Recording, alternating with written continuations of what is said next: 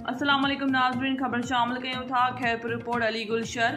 खैरपुर नाले जा बरादरी जे औरतुन खड़ा पुलिस जे ज़ुल्म खिलाफ एहतजाज कंदे तफ़सील मौजूद खैरपुर जे गंबर थाने जी हद खड़ा थाने जी हद ॻोठ निर्णय नाले जा रहवासी औरतुन मिसमात अज़ीज़ा ज़ाकिरा रिमशा ज़ैन ऐं ॿियनि प्रेस क्लब खैरपुर में एहतजाज कंदे चयो आहे त खड़ा थाने जी पुलिस 6 ॾींहं अॻु 11 क्लास जे शागिर्द अली रज़ा पुट मोहम्मद आचर नाले जो खे खंबे गुम करे छॾियो आहे।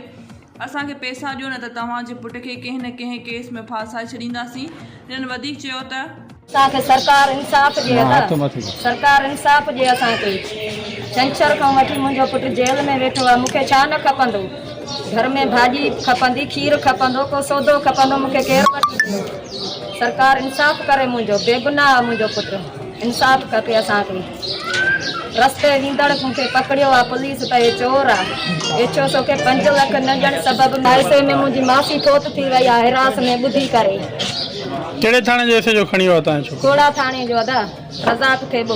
घणा ॾींहं अॻु? छंछर खां वठी अॼु 6 ॾींहं आहे सतो। छा मुतालबो कंदो? मुतालबो कयईं त मूंखे 5 लख ॾियो न त मां तव्हांजे छोकिरे ते पूरी FIR कंदुमि। सरकार इंसाफ़ करे।